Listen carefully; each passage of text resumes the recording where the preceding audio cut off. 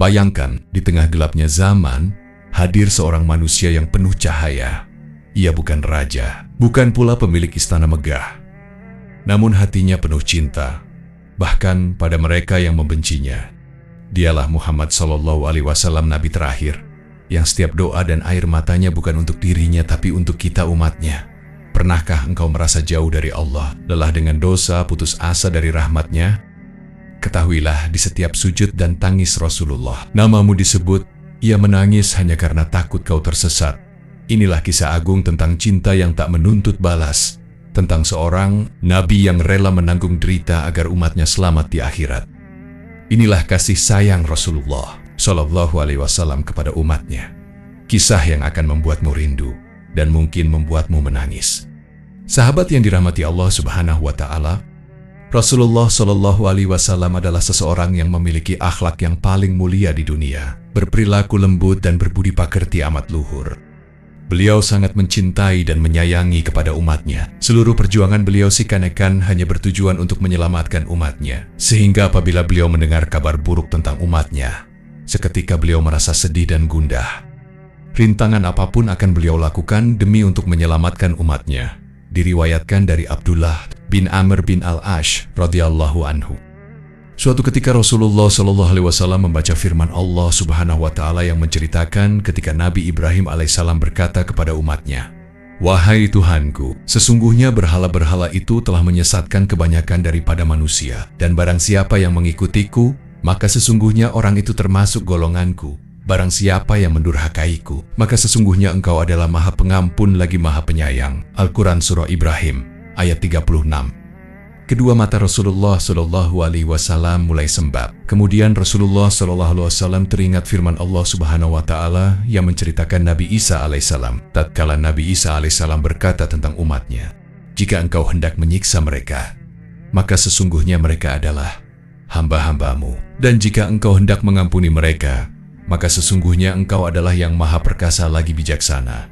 Al-Quran Surah Al-Maidah ayat 118. Tak kuasa Rasulullah SAW menahan tangis sambil mengangkat kedua tangannya. Baginda Nabi pun berdoa, "Allahumma ummati, ummati," hingga janggut beliau pun basah oleh linangan air mata. Lalu Allah Subhanahu wa Ta'ala memerintahkan malaikat Jibril alaihissalam untuk menemui Rasulullah SAW. "Wahai Jibril, pergilah kepada Muhammad kekasihku dan tanyakanlah olehmu, apa gerangan yang membuatnya menangis tersedu-sedu?" Setelah malaikat Jibril mendatangi baginda Nabi Muhammad SAW dan menanyakannya, Rasulullah SAW pun menceritakan kekhawatirannya atas nasib umatnya yang sangat baginda cintai. Malaikat Jibril langsung melaporkan kepada Allah Subhanahu wa Ta'ala tentang apa yang telah diceritakan Rasulullah SAW kepadanya. Kemudian Allah Subhanahu wa Ta'ala pun kembali berfirman, "Hai Jibril, pergilah kembali kepada Muhammad dan katakanlah bahwa aku akan membuatnya ridho terhadap keadaan umatnya dan aku tidak akan pernah membuatnya bersedih." Tentang cerita ini, Imam Al-Ghazali, sang Hujatul Islam, berkomentar dalam karyanya Ihya Ulumuddin bahwa dalam firman Allah Subhanahu wa Ta'ala, "Dan Tuhanmu akan memberikan apa yang kamu inginkan hingga membuatmu ridha." Al-Quran Surah Ad-Duha ayat 5. Banyak ahli tafsir yang menyatakan maksud tentang ayat ini adalah Rasulullah SAW tidak akan pernah ridho jika satu saja dari umatnya ada yang masuk ke dalam neraka. Begitu agung dan tulusnya cinta beliau kepada umatnya, sampai dalam setiap doanya Rasulullah SAW tak pernah lupa untuk memohonkan ampunan untuk umatnya. Jika kita mau membaca kembali sejarah tentang keseharian hidup keluarga Rasulullah SAW, tentu kita akan mudah untuk membuka pintu mata hati kita. Kita akan melihat betapa sangat sederhana keseharian hidup keluarga Rasulullah SAW. Jangankan memenuhi kebutuhan menengah, untuk makan sehari-hari pun terkadang keluarga Rasulullah SAW sering mengalami kesulitan. Namun yang sangat mengagumkan, dalam keadaan yang sangat sederhana itu, keluarga Rasulullah tidak pernah menganggap hal tersebut sebagai penghalang untuk berdakwah, memperjuangkan agama Allah Subhanahu wa Ta'ala. Suatu ketika Rasulullah SAW bersama para sahabat menziarahi pemakaman kaum muslimin. Saat keluar dari pemakaman, beliau bersabda, Semoga keselamatan terlimpahkan atas kalian penghuni kubur kaum mukminin. Dan sesungguhnya insya Allah kami akan bertemu dengan kalian. Kemudian beliau melanjutkan, sungguh aku sangat gembira seandainya kita dapat melihat saudara-saudara kita. Para sahabat yang berada di sekeliling Rasul merasa heran terhadap sikap beliau. Bukankah beliau tidak memiliki saudara kandung? Bukankah orang-orang terdekat beliau adalah para sahabat? Bukankah sahabat sedang berada di samping beliau? Lalu siapa yang beliau rindukan? Para sahabat pun memberanikan diri untuk bertanya kepada Rasulullah Shallallahu Alaihi Wasallam, tidakkah kami semua adalah saudara-saudaramu, wahai Rasulullah?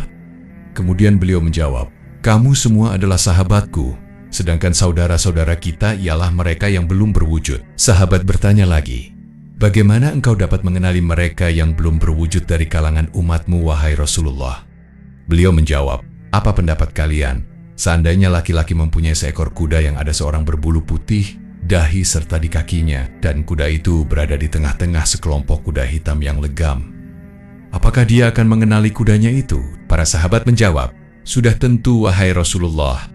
Beliau bersabda lagi, maka mereka datang dalam keadaan muka dan kaki mereka putih bercahaya karena bekas air wudhu, dan aku telah menanti mereka di telaga. Perhatikanlah kisah yang tadi, wahai sahabat mukmin. Pada sabda Rasulullah Shallallahu Alaihi Wasallam, sungguh aku sangat gembira seandainya kita dapat melihat saudara-saudara kita. Betapa bahagianya jika kita termasuk yang beliau rindukan, yang beliau menjadi gembira karena berjumpa dengan kita. Beliau merindukan kita, bahkan beliau sampai mengungkapkan rasa rindu itu kepada sahabat-sahabatnya. Pernahkah engkau mencintai seseorang sampai menangis karena merindukannya? Adakah rindumu kepada beliau demikian membahana? Apakah kau pernah menangis memikirkan besarnya cinta Rasulullah Shallallahu Alaihi Wasallam untukmu? Apakah selalu kau sisipkan nama beliau yang begitu mencintaimu di dalam doa-doamu? Jika kita dizalimi, apakah yang akan kita lakukan? Melawan, diam, tak berdaya, atau mengumpat dalam hati? Banyak dari kita yang ketika dizalimi akan mengumpat, terang-terangan, atau di dalam hati. Semoga engkau celaka, kau akan mendapat balasan setimpal. Namun, sungguh berbeda dengan yang dilakukan oleh Rasulullah Shallallahu Alaihi Wasallam. Beliau tidak pernah membalas kezaliman dan perlakuan kasar yang ditunjukkan pada beliau dengan ucapan-ucapan buruk. Beliau justru mendoakan orang-orang tersebut. Bukan doa mereka diazab, melainkan doa agar Allah memberikan agar petunjuk kepada mereka. Mari kita simak kisah berikut. Pada suatu hari Rasulullah Shallallahu Alaihi Wasallam pergi ke kota Taif, sebuah daerah di dekat kota Makkah. Tujuan beliau adalah berdakwah dan menyampaikan risalah yang diperintahkan oleh Allah Subhanahu wa Ta'ala. Akan tetapi penduduk Taif malah mengolok-olok Rasulullah Shallallahu Alaihi Wasallam, mengejar dan bahkan mereka melempari beliau dengan batu. Tubuh beliau terluka sampai darah pun mengalir dari kakinya. Kemudian Rasulullah Shallallahu Alaihi Wasallam berlari menuju kebun milik Utbah bin Rabi'ah, seorang tokoh Quraisy, untuk berlindung. Menurut tradisi Arab, jika ada orang yang memasuki kebun milik orang lain, maka dia akan mendapat perlindungan. Sambil mengusap keringat dan membersihkan darah yang mengalir dari lukanya, Rasulullah Shallallahu Alaihi Wasallam berdoa dengan khusyuk, ya Allah, kepadamu aku mengadukan kelemahanku, kurangnya kesanggupanku, dan kerendahan diriku berhadapan dengan manusia. Wahai Zat yang Maha Pengasih lagi Maha Penyayang, Engkaulah pelindung bagi yang lemah, dan Engkau jualah pelindungku. Kepada siapakah diriku hendak Engkau serahkan? Kepada orang jauh yang berwajah suram terhadapku, ataukah kepada musuh yang hendak menguasai diriku? Jikalau Engkau tidak murka kepadaku, semua itu tak akan pernah aku hiraukan, karena sungguh besar nikmat yang telah Engkau limpahkan kepadaku. Aku berlindung pada cahayamu yang menerangi kegelapan dan mendatangkan kebajikan di dunia dan di akhirat. Sungguh tiada daya dan kekuatan apapun selain atas kehendak-Mu. Dalam sumber lain, Sayyidah Aisyah radhiyallahu anha bercerita, wahai Rasulullah, pernahkah engkau mengalami peristiwa yang lebih berat daripada peristiwa perang Uhud? Rasulullah Shallallahu Alaihi Wasallam menjawab, aku telah mengalami berbagai penganiayaan dari kaumku.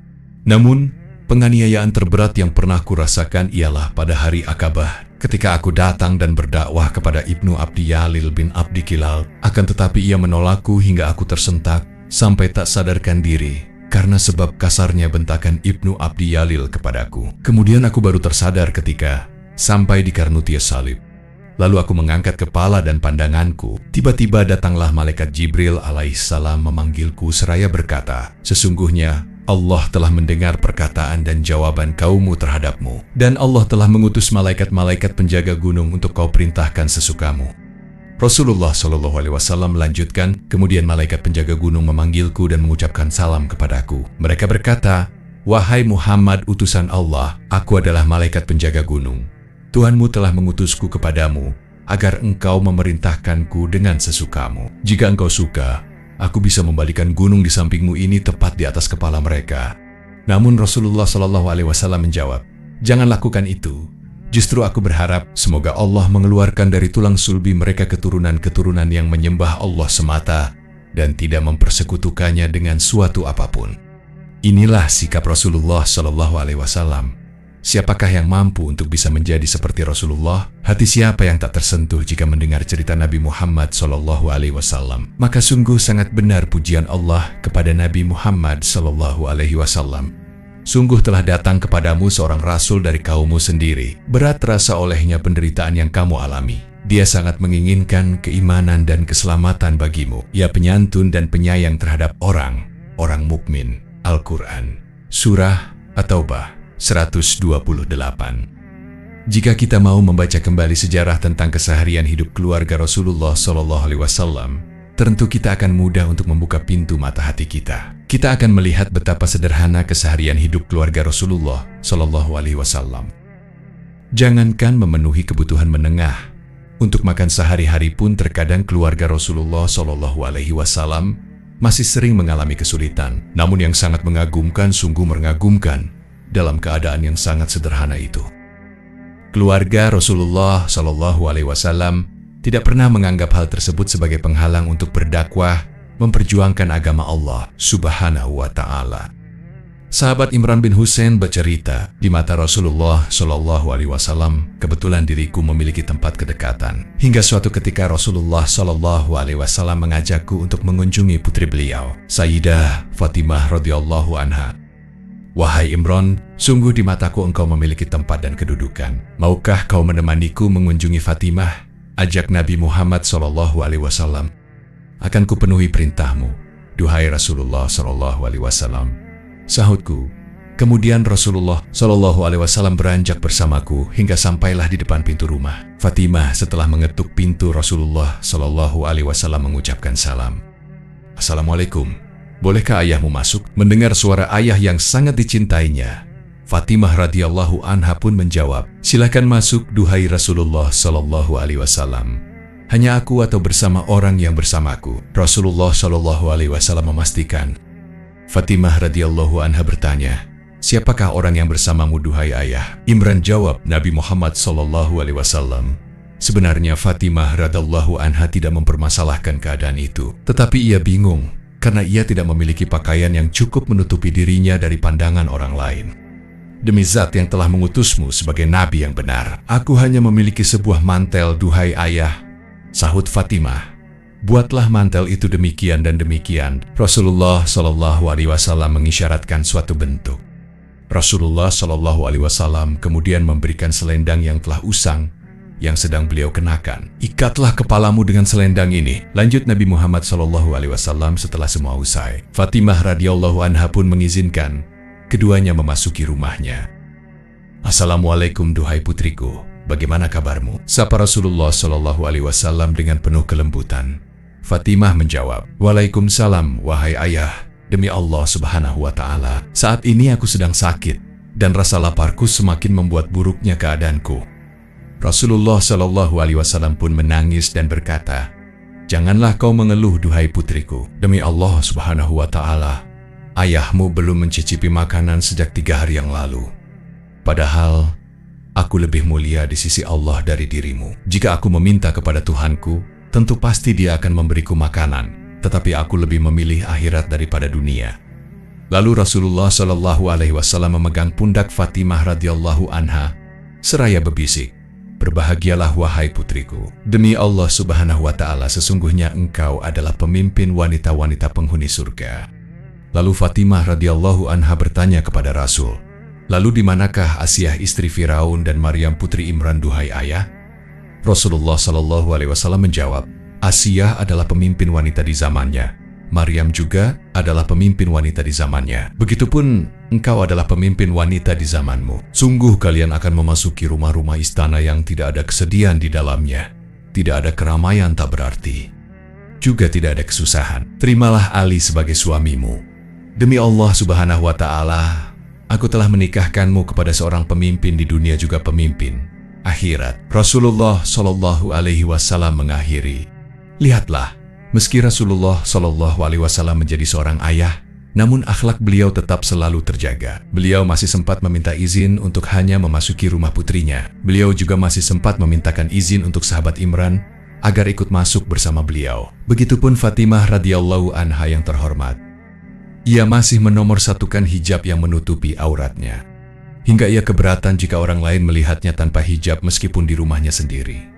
Sungguh akhlak-akhlak yang mulia. Keadaan yang jauh berbanding terbalik di zaman sekarang ini.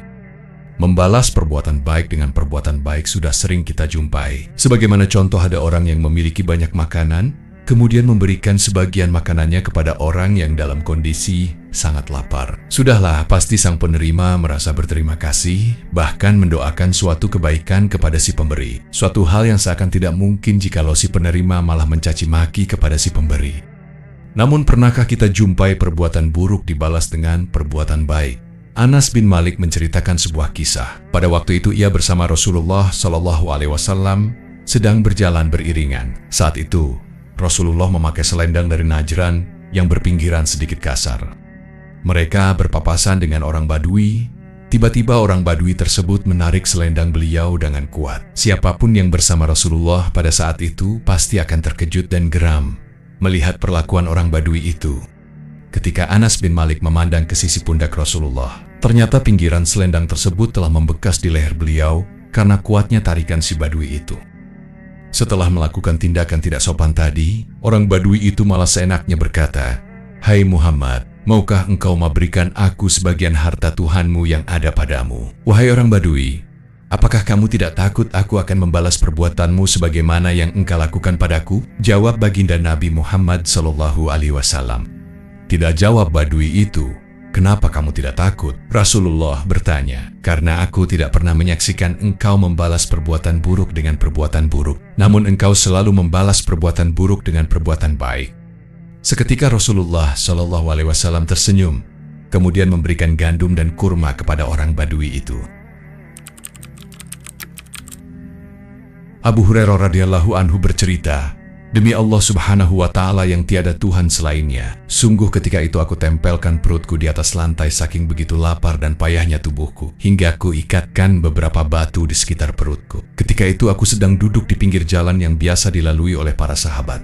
Tak lama kemudian, Rasulullah Shallallahu Alaihi Wasallam lewat di hadapanku. Ketika Rasulullah melihatku, Rasulullah Shallallahu Alaihi Wasallam tersenyum karena sepertinya beliau memahami dengan apa yang sedang aku rasakan dari raut wajahku. "Wahai Abahir," sapa Rasulullah Shallallahu Alaihi Wasallam dengan hangat. "Kupenuhi panggilanmu wahai Rasulullah," sahutku. "Ikutlah denganku," ajak Rasulullah Shallallahu Alaihi Wasallam. Kemudian Rasulullah berlalu memasuki rumah beliau dan mempersilahkanku. Ketika itu Rasulullah Shallallahu Alaihi Wasallam mendapati segelas susu di atas meja. "Dari mana susu ini?" tanya Rasul kepada Aisyah radhiyallahu anha. "Seseorang telah menghadiahkannya untukmu, duhai Rasulullah," jawab Sayyidah Aisyah. "Wahai Abahir," panggil Rasulullah Shallallahu Alaihi Wasallam. "Kupenuhi panggilanmu, duhai Rasulullah, sediaku. Panggillah ahlu syufah untukku," perintah Rasulullah Shallallahu Alaihi Wasallam. Ahlu syufah adalah tamu-tamu Islam yang tidak memiliki keluarga, tidak memiliki rumah, dan tinggal di serambi Masjid Nabawi. Kebiasaan Rasulullah Shallallahu Alaihi Wasallam jika mendapatkan zakat, maka beliau memberikan semuanya kepada orang-orang yang membutuhkan tanpa mencicipinya sedikit pun. Namun jika beliau mendapatkan hadiah, beliau selalu mengirimkannya kepada ahlu syufah dan ikut mencicipinya. Apa mungkin segelas susu ini dapat mencukupi semua ahlu syufah? Padahal kukira akulah yang lebih berhak untuk mencicipinya, walau seteguk yang dapat mengganjal rasa laparku, gumam Abu Hurairah. Sesaat setelah ahlu syufah datang, Rasulullah Shallallahu Alaihi Wasallam menyuruhku untuk memberikan segelas susu itu kepada mereka secara bergiliran. Meskipun saat itu aku khawatir segelas susu itu akan habis sebelum datang giliranku, namun patuh akan Allah Subhanahu Wa Ta'ala dan Rasulnya adalah sebuah keharusan bagiku. "Wahai Abahir," panggil Rasulullah Shallallahu Alaihi Wasallam, "kupenuhi panggilanmu, duhai Rasulullah. Sediak ambil segelas susu itu dan bagikanlah kepada mereka," perintah Rasul Aku pun mulai mengambil dan membagikannya. Tak disangka, setiap kali kuberikan segelas susu itu kepada satu orang dari mereka, ia meminumnya sampai puas dan mengembalikannya lagi kepadaku. Kuberikan lagi kepada yang lainnya. Demikian ia pun meminumnya sampai puas dan mengembalikannya lagi kepadaku. Begitu seterusnya, sampai semua yang hadir meminumnya sampai puas. Kini, sampailah segelas susu itu kepada giliran Rasulullah Shallallahu Alaihi Wasallam. Beliau pun mengambilnya dan melihatku sambil tersenyum. Wahai Abahir, Rasulullah Shallallahu Alaihi Wasallam kembali memanggilku. Kupenuhi panggilanmu, duhai Rasulullah Shallallahu Alaihi Wasallam. Kini tinggallah aku dan dirimu. Kata Rasulullah, engkau benar wahai Rasul. Jawabku, sekarang duduk dan minumlah. Nabi Muhammad Shallallahu Alaihi Wasallam memerintahkanku. Aku pun duduk dan meminumnya dengan sungkan. Tetapi Rasulullah terus berkata, minumlah lagi, wahai Abahir. Hingga aku terpaksa mengatakan, demi zat yang mengutusmu dengan benar, sungguh aku tak mendapatkan lagi ruang di perutku, wahai Rasulullah. Rasulullah Shallallahu Alaihi Wasallam tersenyum dan berkata, kalau begitu, berikanlah kepadaku. Lalu air susu itu kuberikan kepada Rasulullah Shallallahu Alaihi Wasallam. Kemudian beliau memuji kepada Allah Subhanahu wa Ta'ala dan membaca basmalah, lalu meminum semuanya. Pada suatu ketika saat Rasulullah Shallallahu Alaihi Wasallam menjadi imam salat, para sahabat melihat pergerakan beliau antara satu rukun ke rukun yang lain amat sukar sekali. Dan mereka mendengar bunyi gemerutuk seolah sendi-sendi pada tubuh beliau yang mulia itu bergeser antara satu dengan lainnya. Sahabat Umar bin Khattab radhiyallahu anhu yang tidak tahan melihat keadaan beliau langsung bertanya, setelah selesai sholat, ya Rasulullah, kami melihat seolah-olah engkau menanggung penderitaan yang amat berat. Apakah engkau dalam keadaan sakit? Tidak, wahai Umar. Saat ini aku dalam keadaan sehat. Jawab beliau, mengapa setiap kali engkau menggerakkan tubuh, kami mendengar seolah sendi-sendi tubuhmu bergesekan, duhai Rasul. Kami khawatir engkau sedang dalam keadaan sakit. Desak Umar bin Khattab radhiyallahu anhu penuh cemas. Akhirnya Rasulullah mengangkat jubahnya. Para sahabat amat terkejut. Perut baginda yang kempis sehelai kain yang berisi batu kerikil kelihatan dililiti untuk menahan rasa lapar beliau. Batu-batu kecil itulah menimbulkan bunyi-bunyi halus setiap kali bergeraknya tubuh beliau, Nabi Muhammad SAW. Ya Rasulullah, adakah bila engkau mengatakan lapar dan tidak punya makanan, kami akan mendapatkannya untuk engkau? Lalu beliau menjawab dengan lembut seraya tersenyum, tidak para sahabatku. Aku tahu apapun akan kalian korbankan demi Rasulmu. Tetapi apakah yang akan aku jawab di hadapan Allah Subhanahu wa Ta'ala nanti?